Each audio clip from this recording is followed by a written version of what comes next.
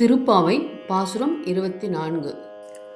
அன்று இவ்வுலகம் அலந்தாய் அடி போற்றி, சென்றங்கு தென்னிலங்கை செற்றாய் திரள் போற்றி, பொன்ற சகடம் உதைத்தாய் புகழ் போற்றி, கன்றுக்கு நீலா எறிந்தாய் கலல் போற்றி, குன்றுக்குடையாய் எடுத்தாய் குணம் போற்றி, வென்று பகை கெடுக்கும் நின் கையில் வேல் போற்றி, என்றென்று உன் சேவகமே ஏத்தி பறை கொள்வான், இன்று யாம் வந்தோம் இரங்கேலோர் எம்பாவாய்.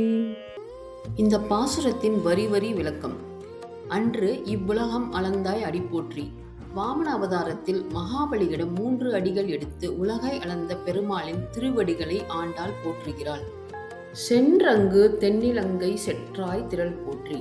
ராமாவதாரத்தில் இலங்கையை அடைந்து ராவணனை வென்ற வீரத்தை புகழ்கிறாள். பொன்ற சகடம் உதைத்தாய் புகழ் போற்றி.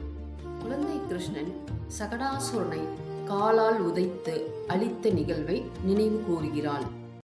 கன்றுக்குணிலா எரிந்தாய் கலல் போற்றி.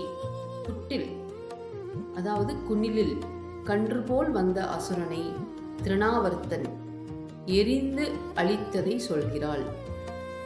குன்றுக்குடையாய் எடுத்தாய் குணம் போற்றி. கோவர்தன குன்றை குடை போல் தூக்கி கோபிகளை மலையிலிருந்து காத்த கருணையை புகழ்கிறாள்.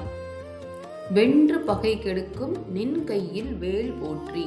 பரமபுருஷனின் கையில் உள்ள சக்தி, அதாவது வேல், சங்கு மற்றும் சக்கரம், பகையை அளிக்கும் வல்லமையை போற்றுகிறாள். என்று என்று உன் சேவகமே ஏத்திப் பறை கொள்வான், இன்று யாம் வந்தோம். இவ்வளவு புகழ்ந்து உன் சேவகர்களாகிய நாங்கள் பறை, அதாவது விரத பலன் பெற வந்துள்ளோம் என்று ஆண்டாள் அருள் வேண்டுகிறாள். ஆண்டாள் இங்கு பெருமாளின் பல அவதாரங்களையும் தெய்வீக செயல்களையும் வரிசையாக நினைவு கூறுகிறாள். ஒவ்வொரு வரியிலும் போற்றி என்ற சொல்லால் புகழ்ச்சி செலுத்துகிறாள். இறுதியில் நாங்கள் உன் சேவகர்கள் பறை கொடுப்பாய் என்று அருள் வேண்டுகிறாள். இந்த பாசுரத்தின் ஆன்மீக பொருள் என்னவென்றால், வாமனன் உலகம் முழுவதும் பரமனின் உரிமை, ராமன் தர்மத்தை நிலைநிறுத்தும் வீரன், கிருஷ்ணன் சிறுவயதிலேயே அசுரர்களை அழித்து பக்தர்களை காத்தவன், கோவர்தன குன்றம் பக்தர்களை பாதுகாக்கும் கருணை, வேல், சங்கு சக்கரம் பகை, பாவம், அறியாமை ஆகியவற்றை அளிக்கும் சக்தி. இவ்வாறு ஆண்டாள் அவதாரங்களின் மங்களத்தை நினைவு கூர்ந்து இறுதியில் அருள் வேண்டுதல் செய்வதே 24ஆம் பாசுரத்தின் சாரம். ஸ்ரீ ஸ்ரீ ஆண்டாள் திருவடிகளே சரணம். ஹரே கிருஷ்ணா.